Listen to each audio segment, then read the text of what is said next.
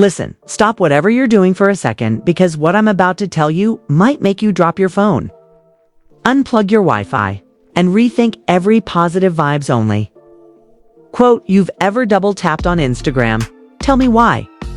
And I'm asking this with my whole chest. Why did Towanda Braxton and her husband, Shaun, hop onto Instagram Live like to undercover Marvel villains dressed up as spiritual influencers, only to launch a full-blown chakra-crushing attack on Tamar Braxton?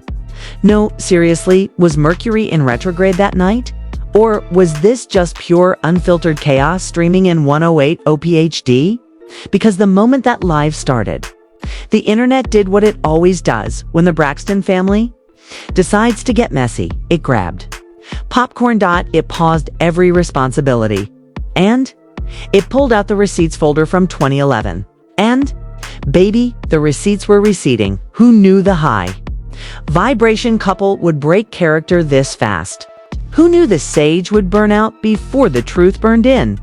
Who knew the same people preaching peace would pull a WWE-style tag team move on Tamar in front of thousands? But don't worry. You're about to hear everything they hoped you'd miss. Because tonight, we're not talking vibes. We're talking verdict. And trust me, it's already messier than Towanda's bankruptcy. Paperwork.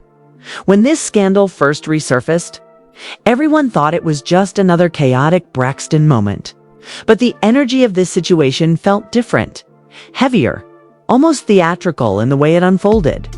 Towanda and Shaun didn't press go live to clear the air or spread positivity. What they delivered was a carefully crafted performance that felt rehearsed, intentional, and dripping with quiet hostility.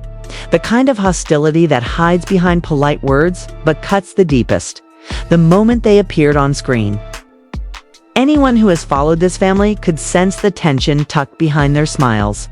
It felt like the live was built for one mission: shift the blame before the truth surfaced. Towanda sat there composed, nodding gently, while Shaun took on the role of spokesperson for a family history he never lived through.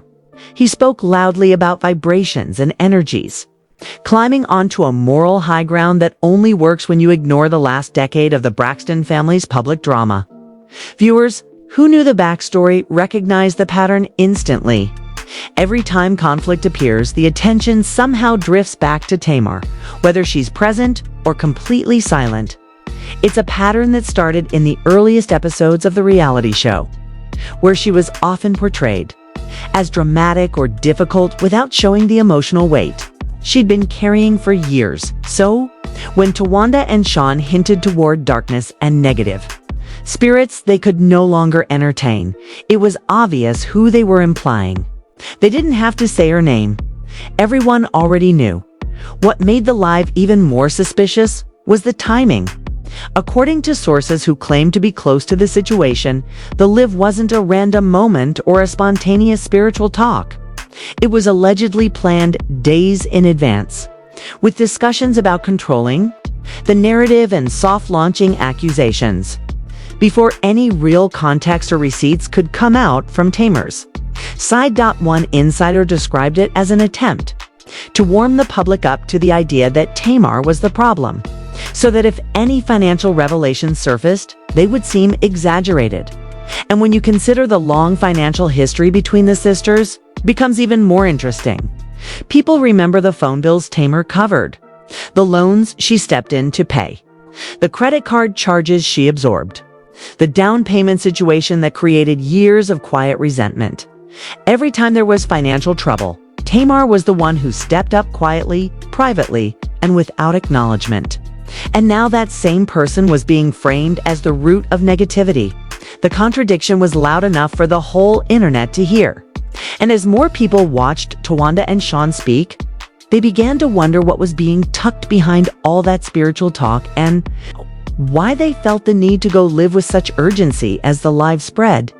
Viewers dissected every sentence and expression. Soon the conversation shifted from what Towanda and Shaun said to what they carefully avoided saying. Their quick references to energy and peace started to feel hollow when viewers remembered the very real, very long financial trail Tamar had carried for them. Selective storytelling ignited a wave of online investigating. Fans, bloggers, and self-proclaimed experts began pulling up old clips, interviews, and documents to create a timeline that didn't match the polished narrative the couple was tempted to present. Fake reports began circulating too, claiming leaked messages showed that the live had been rehearsed multiple times. According to these made-up claims, Towanda and Shaun allegedly practiced lines, tested lighting, and planned how to mention negativity without naming Tamar. The goal was simple: push the public to connect the dots themselves. The drama escalated as supposed screenshots appeared across social media, hinting at family disagreements about money Tamar contributed. Some exaggerated accounts claimed Towanda joked about Tamar being her emergency financial backup. Nothing was verified, but rumors spread quickly. Because they fit the repeated pattern fans recognized. Then came another viral claim: an alleged former production assistant from the reality show said scenes were edited to protect certain family members while making Tamar look dramatic. Again, unverified. But the timing made Towanda and Shaun's lives seem even more calculated. Twitter exploded. People began stitching old clips, showing how often Tamar took responsibility in situations where the audience only saw fragments. Some analysts even jokingly mapped out every major family fight, concluding that Tamar was blamed nearly every time, regardless of the cause. This strengthened the public belief that the live wasn't a harmless, spiritual conversation but a strategic move to redirect scrutiny before a bigger truth came out.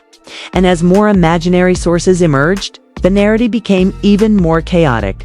Rumors surfaced about extravagant spending sprees disguised as business investments, family members covering for each other during legal scares, and whispers of a hidden financial arrangement that could embarrass more than one sibling if exposed, whether true or not. These stories created a cloud of suspicion around Towanda and Shaun. Their life began to look like an attempt to outrun a wave they felt coming. Soon, outrage overtook speculation. People demanded accountability, insisting that if even half the rumors were real, the couple might be facing consequences beyond public embarrassment.